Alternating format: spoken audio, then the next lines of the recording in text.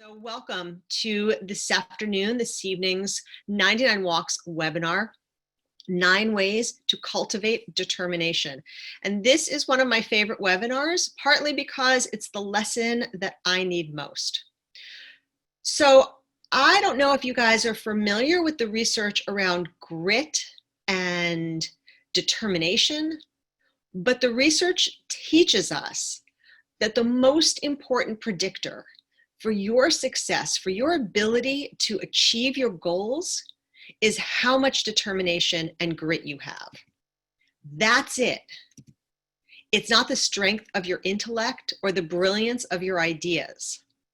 It's not how good you are at coming up with great ideas. We all know so many people who are, I hate to use air quotes, but I'm doing it, who are idea people. I have an old friend of mine who I love dearly, who has just always been one of those people who seems to be trying to find her way. And she is filled with great ideas, but not a lot of grit. And she once told me, this was so many years ago, but it stayed with me. She once told me that the ideal job for her would be in a job where she just had to come up with great ideas. And I think many of us feel that way. Like, that would be great. Come up with those creative ideas and let someone else figure out how to bring them to life. But the truth of the matter is, the reality of the world is, sorry, I'm muting whoever just hopped in. The reality of the world is that the secret is coming up with a great idea, or at least a good idea, and then having the grit, the determination to see it through. So there are 2 key elements to grit, to determination, and they're related, but they're not exactly the same. So the first is the ability to stick with it, to stick with the work, to stick with the ideas, to stay focused on that goal and see it through. Get to the finish line, get it across the finish line. And usually, depending on the size of the idea, the size of the goal, usually that takes some time. And we're going to talk about some of the obstacles that come up. But element number 1 is just sticking to it. And we're going to talk a little bit about getting bored. We're going to talk a little bit about the work that needs to get done. And the second part, the second element of determination is being able to overcome adversity. Because, and we're going to talk a little bit about this as well, things are going to happen. Things are going to get in your way. Things are going to go wrong. I mean, listen, if we have learned any lesson over the last 6 months, it's that you're going to make a plan and something's going to go awry. But it's not just 2020. It's the way of the world. And a tremendous part of your ability to stay determined, to stay in it, to keep going, is how you deal with the inevitable obstacles, the inevitable failures. And we'll talk a little bit about that too, but I think it helps to put this into context. There are 2 elements that you need to work to develop as you cultivate your determination. One is your ability to stick with it and see it through. And the other one is your ability to overcome the adversity that you are absolutely going to encounter on the way. Now, some people are grittier than other people. This is my husband, Eric, who many of you know. He's the co-founder at 99 Walks. And Eric is the grittiest person I know. That man has more grit and determination than anybody I've ever met. And for many years, he's not climbing as much as he used to, but he was a mountain climber, a big outdoorsman, an ice climber.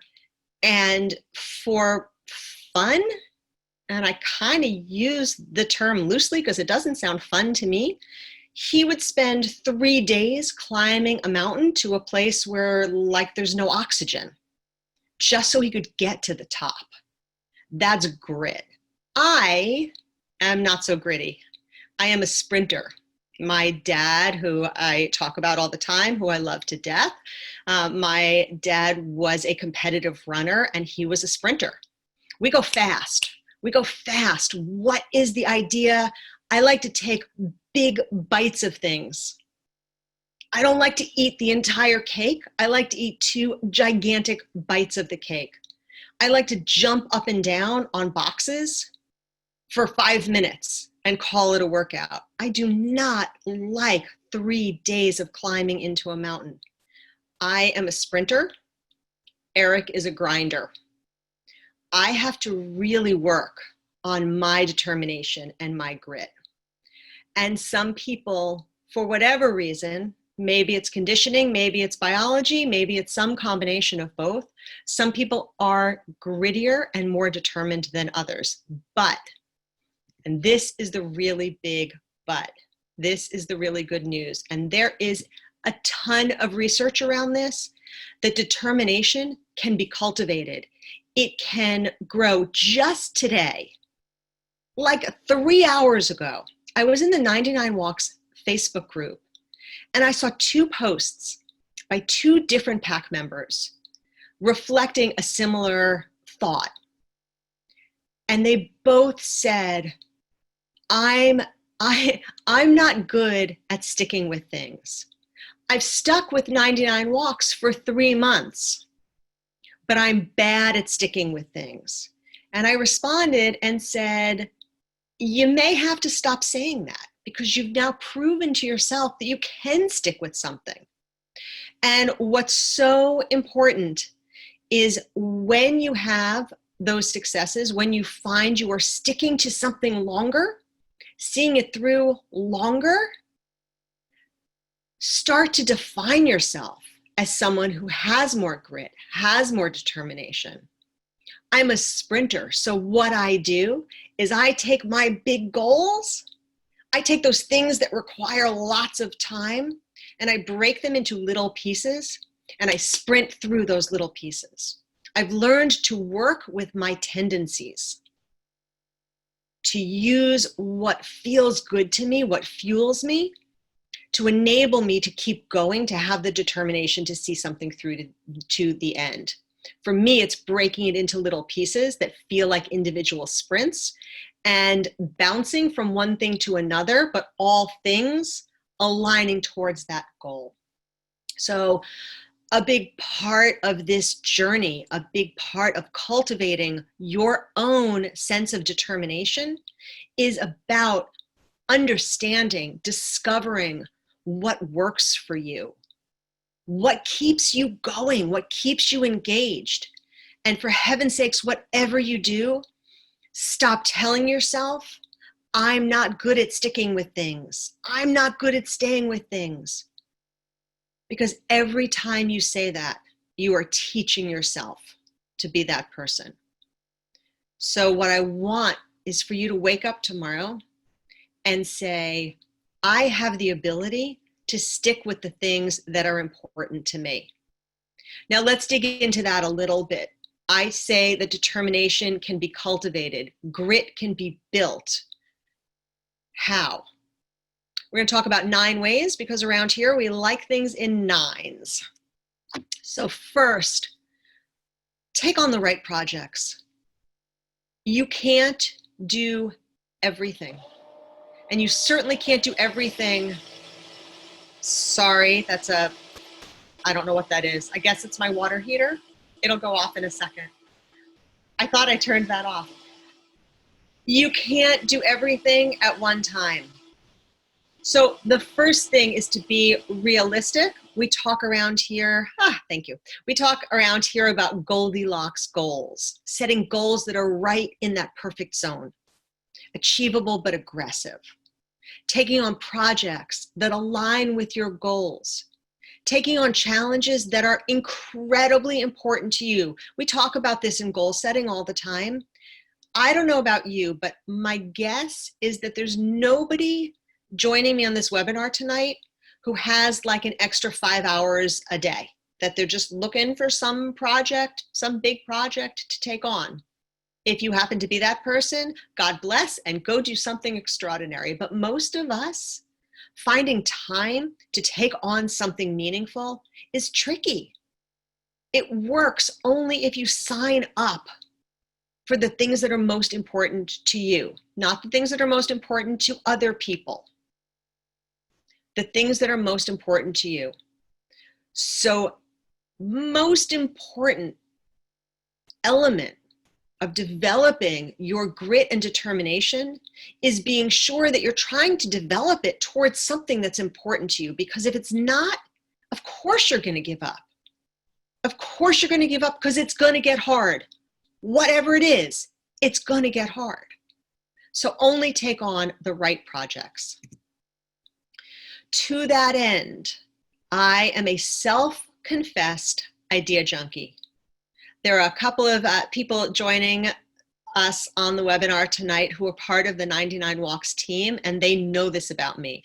You should see the way I bounce up and down in my chair at the prospect of a new idea. If I had my way, we would build everything, and we would do it all at once, and we would accomplish nothing. But I love a fresh slate. I love a new idea. It is so difficult for me to say, no, I am not going to do that. There are people, I haven't done this formally, but there are a lot of people who talk about your don't do list. And I think it's a really valuable exercise. And it is an exercise around sitting down and making a list. And I think maybe I should do this tomorrow. Actually, now that I'm thinking about it, you guys remind me. Maybe I'll talk about this in my live too. What's on your don't do list? I think I need to focus a little bit more on this personally. What are the things that call to you that you should not do? And this is not forever. This is your don't do list for right now. What are the things that you're going to turn down right now? What are the things that you're going to put aside right now? What are the siren songs of, oh, it would be awesome to try X, but you know in your heart of hearts that right now is not the time to try X. Right now, it's the sirens singing to you that are going to crash you into the rocks. What is on your don't do list? And don't freak out, because putting something on your don't do list is putting something on your don't do list for now. You can go back, you can change your mind, you can revisit those things, but you have to be realistic about what you're choosing to focus your energy and intention and attention on. Third is understanding the paradox of practice. I don't know if you guys are familiar with this expression, but it goes like this. As human beings, we don't like doing things that we are not good at. It makes us uncomfortable. It's not fun. Therefore, we don't do it. Therefore, we don't practice those things. Therefore, we don't get better at those things. And therefore, see the cycle? So it would be really fun to play the violin well. It would suck as a grown person to put in the hours and hours of practice it takes to get good at that. So you have to recognize that for what it is. And you have to say, if I have a goal to accomplish X, to do X, to learn X, and it's something that you're not good at, you have to accept the fact that you're not going to enjoy the practice as much as you're going to enjoy the activity once you're good at it. It's the paradox of practice. And it's just something that's wired into us. So all we can do with this is recognize it for what it is and say, I want this thing. I want this capability. I want this ability. I want to be able to do this thing, and I want it enough that I'm willing to suck at it for a while. Along the lines of the paradox of practice is accepting that doing the work is going to get boring. It's going to get boring. I actually researched this. Michael Phelps, when he was training, would swim between 5 and 6 hours a day. And I have spoken with many professional athletes at the elite level. And if anybody thinks for 1 minute that they don't find tremendous elements of their training and their work boring, then you are romanticizing what that life is like. Professional ballerinas, oh my gosh, the hours of tedious work. I wrote a book last year, and if you have some romantic vision, right, if that process looked to you like I sat down with a cup of tea and all the thoughts I wanted to share just came out onto the page, it looked nothing like that. It looked like getting up and walking around. It looked like being bored. It looked like doing it day in and day out and doing it when I didn't feel like it, when I didn't want to. Doing it when it was hard, doing it when it was boring. But to keep my Michael Phelps analogy going, his coach, Bob Bowman, says something, has a quote that's attributed to him that I love, and you may have heard it before because I've talked about it before. And it is simply this: it takes what it takes. Accomplishing big things takes what it takes. Accomplishing little things takes what it takes. And what does that take? It means being bored. It means doing things you're not good at until you get good at it. But I do think we have this romantic vision of what it looks like. We see the glory, we don't see the work. I think we're doing ourselves a disservice by just focusing on the glory moments. So if you have a big walking goal, it takes what it takes. It takes lacing up your sneakers and walking out the door even when you don't feel like it. I say this all the time. If you wait until you feel like exercising, you will never exercise, because you would always, almost always, rather sit on the couch eating chocolate chip cookies. Now, you do get to a point where your body starts to tell you, right? You got to move, you got to move, you got to move. You'll feel better if you move. But we are biologically wired to try to conserve energy. So you can't wait until you feel like it. You just have to commit to doing the work. Excuse me. So how do you make it easier to do that tedious work? How do you make it easier to do the hard stuff day in and day out? Even more than the hard stuff, I think for many of us, it's the boring stuff. How do you make it possible to keep going a little bit at a time, to get a little bit better every single day? Put your habits to work for you. Make it a habit to do the little bit of work every single day that will get you where you want to be. Grit, determination. You can try to muscle through it. You can think it requires an act of will. Determination requires that you get up every day and you talk yourself into doing the work, taking the steps, learning the skill. But the truth of the matter is, that's just making it really hard for yourself, because it's going to be boring and it's going to be hard. So one of the ways that you really need to short circuit that and almost take away from yourself the ability to talk yourself out of it is to make the little incremental pieces a habit. And we have a whole webinar just on habits, because there's a whole world of stuff we can talk about just around that. And habits are one of my favorite topics because they're so incredibly powerful and they're necessary. They're necessary. They're a critical piece of determination because, and forgive me, I'm repeating myself, but I think it's that important. You can't rely on your strength of character to talk yourself into it every single day. You just have to get in the groove and keep doing it. You have to expect and embrace failure and challenges.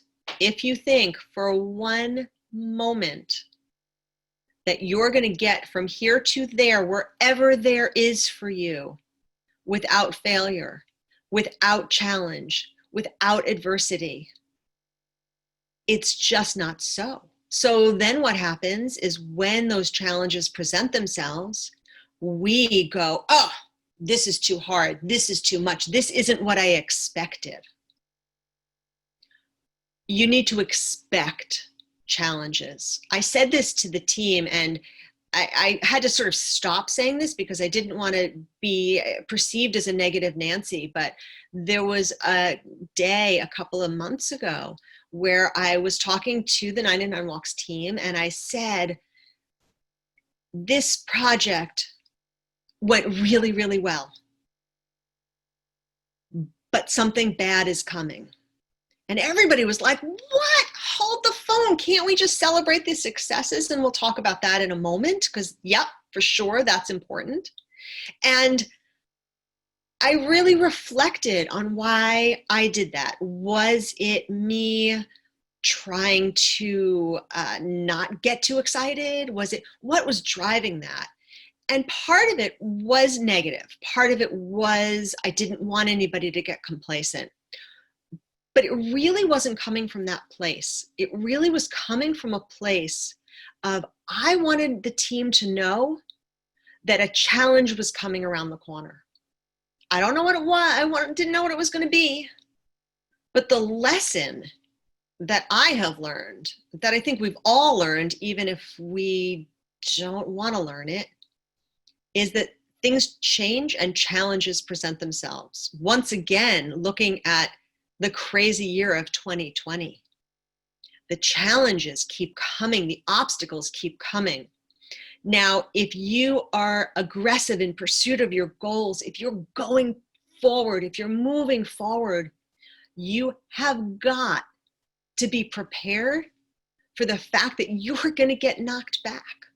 So that when it happens, you say, oh, well, yep, there it was. There's this challenge. There's this failure I have to stand up from. There's this challenge I need to face. There's this obstacle I need to overcome. Saw it coming, didn't know what it was, but I knew there were challenges. I knew there were obstacles. The metaphor of an obstacle course is so awesome. You think you're going out for a run, and it turns out that there's a tree in the middle of the road. You got to find your way over it, under it, around it, through it. But if you set out on your journey knowing there's going to be something that's going to try to stand in your way, when that thing shows up, you're more emotionally prepared to face it and deal with it. Cultivate a gritty community. So many people have learned the power recently of accountability groups, the power of 99 Walks teams, the power of surrounding yourself with determined people. So I sat down, I guess about 2 years ago now, 18 months maybe, and I made a list of the 10 things that I want in my life. And I started out with this list of 10 things that I wanted in my life in 10 years. So what would the ideal, most spectacular life look like for me in 10 years? And what I discovered is that I can have 6 of those things, maybe 7 of them, right now. Because they are not things that require a ton of money. They're not things that require I pick up and move. They're not things that I can't do until my kids graduate from high school. They are things that I can actually effectuate. And one of those things that I wrote down, which I don't think I've shared with anybody, a couple of my closest friends, but one of those things is that I want to surround myself with positive people who are working really, really hard to change the world. That's my gritty and determined community. There will be people in your life who are not that. There will be negative Nellies in your life. I have some in my life, and you have to kind of control how much influence they have on your day-to-day. but without walking away from relationships that are important to you perhaps, but not fueling your determination, not helping you move forward, not helping you find that determination, you can cultivate another community. I have a group of women I started about 2 years ago. See, it's all about this sort of, it all comes together in this journey. There's the water heater again. I'm so sorry, you guys. And it's called the Ignition Crew. And I invited a dozen women who I know in New York to come together every 6 weeks to support one another, to share our challenges and our goals. And we laid some ground rules around the idea of what it was we wanted the Ignition Crew to look like. Everything from check your ego at the door to what happens, what's said in the Ignition Crew stays in the Ignition Crew. And we end every meeting, which now are virtual and on Zoom, which is not nearly as satisfying, but it's better than nothing. We end every session with each member of the Ignition Crew starting a sentence with "I need" and filling in the blanks. And that's hard for people. That's hard for women. We tend not to ask for help. And the most miraculous thing happens when you say to a group of supportive, wonderful women, "I need this." Somebody in the group raises her hand and says, "I can help with that. I will help you." And they do, because this is my community. This is my gritty, determined community. These are the women I can go to and say, "This is really hard, you guys. This is not working for me." And they will say, "I hear you. I've been there. I can help you, and do not give up. You need your community." This deserves an entire webinar in and of itself, recognizing any upper limit problem you might be wrestling with. So I read a book years ago called The Big Leap, written by Guy Hendricks, and I do recommend this book. And I read this book and it pissed me off. Like, you had to see me. I was fumpering around, like I was not happy. And the reason I wasn't happy is the author's premise is that we have, each of us, a level of success in anything that we're looking at or talking about where we are most comfortable. And when we start to get to that place, we have a very strong tendency to self-sabotage to keep ourselves there. Whether that's physical fitness, whether that's financial success, whether or not that's your relationship and the dynamic in your important relationships, whatever it is, you have created something that you've been living with and it feels comfortable. And to push your way beyond that, his theory is that you will come up against your own unique personal upper limit problem. You'll get sick, you'll get injured, you'll pick a fight with your partner, you'll screw something up at work, or you'll give up on the pushing forward.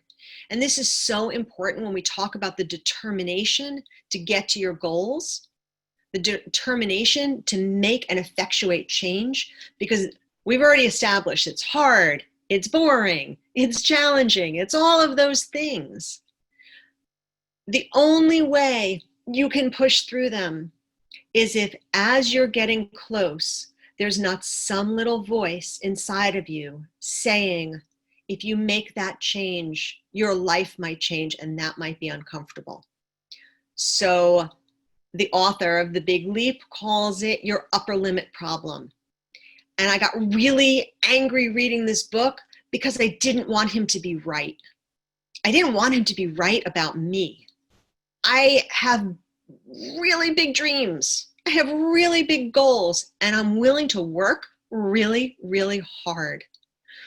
But to take a very honest and hard look at my patterns, my habits, there is truth to the fact that at moments when I could effectuate meaningful change, there are times that I pull back from that.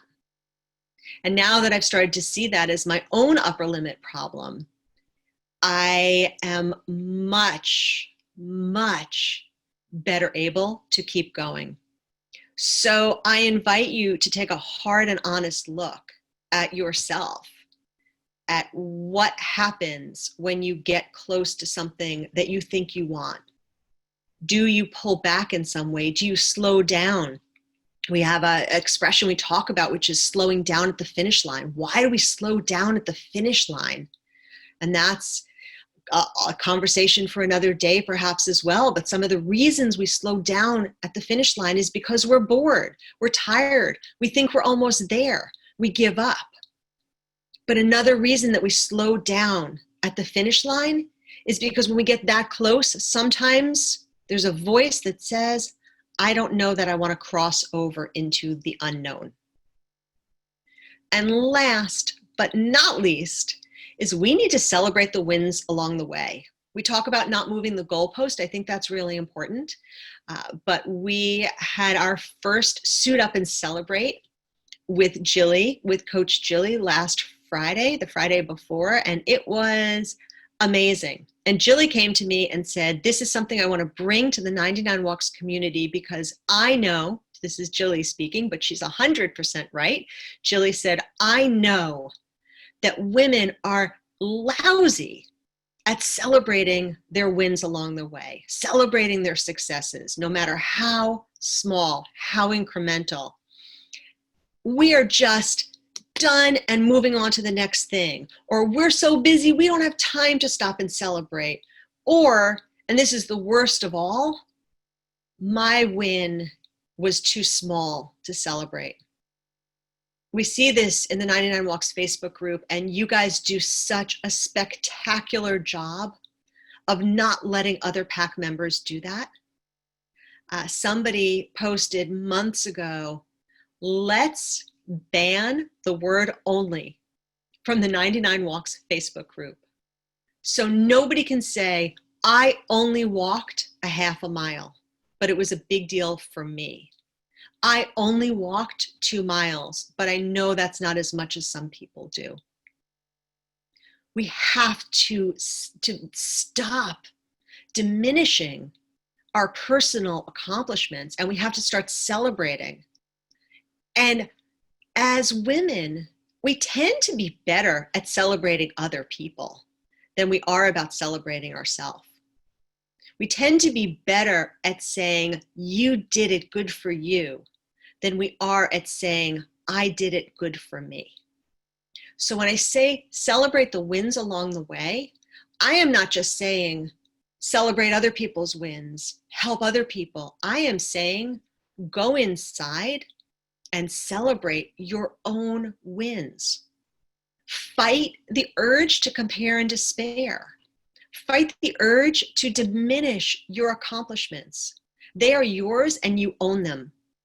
And any big accomplishment, any big goal, any big dream is comprised of 1,000 steps along the way. And if you put off your celebration until the end, you are giving up so much opportunity for joy and fun along the way.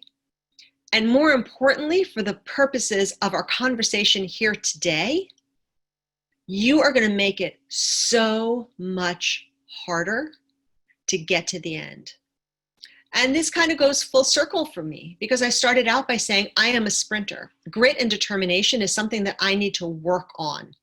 And one of the ways that I work on that for myself is to break things into smaller sprints, accomplish those pieces, and take the sense of accomplishment that comes from doing that piece. Celebrate the wins along the way. So those are 9 ways that I know that you can help to develop and cultivate your determination. And I know, because I know it personally and because there is a boatload of research out there to support it, that the depth and strength of your determination and your grit is the single most important thing that will get you where you want to be, wherever that is. Your goals, your dreams, the things that you are looking to accomplish, they can be anything as long as they're true to you. We have to practice and build our grit and determination. It's like a muscle and it gets stronger with use. So that's what I wanted to share with you guys tonight. I hope it was helpful. I hope it resonated. As always, have a great night, you guys. Thanks for being here.